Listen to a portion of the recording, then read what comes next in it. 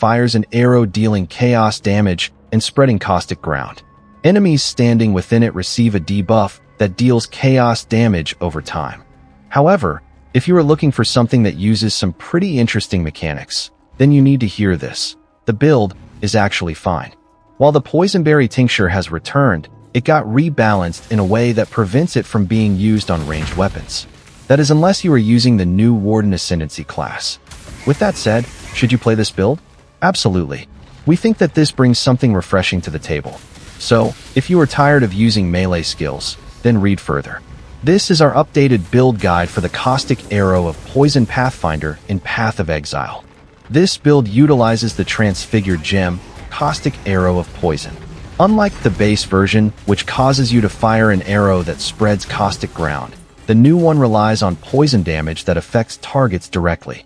Because of this, Caustic Arrow of Poison has higher damage effectiveness compared to its original counterpart. In patch 3.27, GGG brought back tinctures to the game. However, they made significant changes to them, one of which is that they can only be applied to melee weapons. Sure, you can buy Forbidden Jewels, Season Hunter, to gain the ability to use tinctures on ranged weapons, but that is not accessible to most people, especially given the popularity of the new Warden Ascendancy class.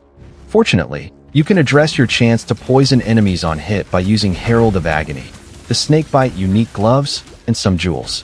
The Snakebite's unique effect can only be utilized to great effect when paired with Ralakesh's Impatience and stacking Frenzy charges as high as you possibly can. More on the gear interactions in the appropriate sections of the build guide. The Transfigured Gem also got a slight damage buff in the Keepers of the Flame expansion.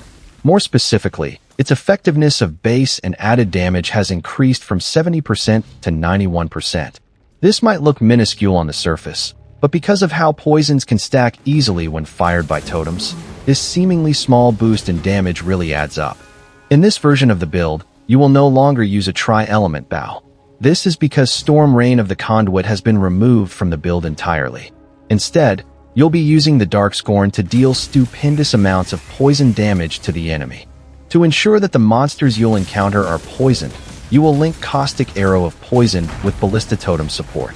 This enables you to drop a few totems that will fire the arrows for you. Now, why is this needed? Remember that you do not have the Poisonberry Tincture anymore. Totems are just reliable in the sense that they fire arrows much faster than you do, causing enemies to be poisoned in mere seconds as a result. Another noteworthy change in our version of the Caustic Arrow of Poison Pathfinder is that it no longer uses the Scourge Arrow of Menace. Instead, the skill is replaced with an Arcanist brand that applies a couple of curses on the main target. The Caustic Arrow of Poison Pathfinder's playstyle is still largely the same as before, except that you do not utilize the Scourge Arrow of Menace anymore. That is because you are going to use the Arcanist brand to apply Temporal Chains and Despair, which will aid your totems in killing monsters more effectively. Builds in Path of Exile that capitalize on chaos damage almost always pick either the Occultist or Pathfinder. In this case, you are going to choose the latter. The reason why Pathfinder is great for Caustic Arrow of Poison is that this Ascendancy class maximizes poisons to eliminate enemies effectively. Start by taking Nature's Reprisal as your first notable Ascendancy passive. This grants you the ability to inflict the Withered debuff on enemies, causing them to take more chaos damage. After that, you will take Master Toxicist. This node is like Ignite Proliferation except for poison. Essentially, when you kill a poison monster, nearby enemies are poisoned as well. Besides that, poisons that you inflict during any flask effect have a 20% chance of dealing 100% more damage. Then, you are going to select Nature's Adrenaline for the third notable Ascendancy passive. This allows you to gain 3 flask charges every few seconds. Nature's Adrenaline is huge because you can get almost permanent uptime for all of your flasks.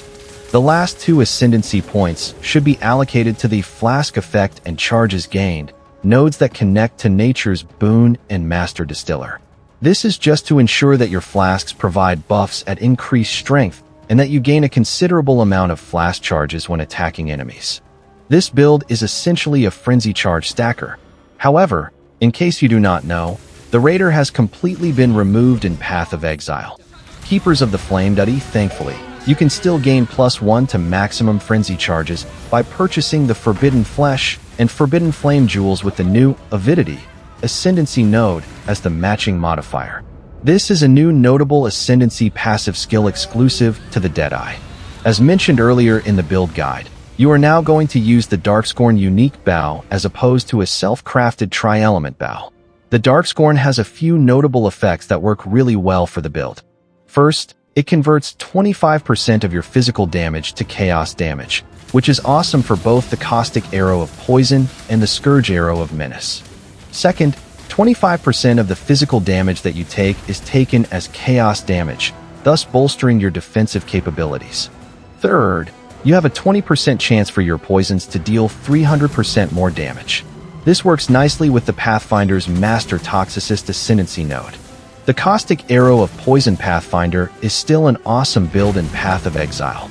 This version of the build is played differently compared to the previous league. Instead of manually firing caustic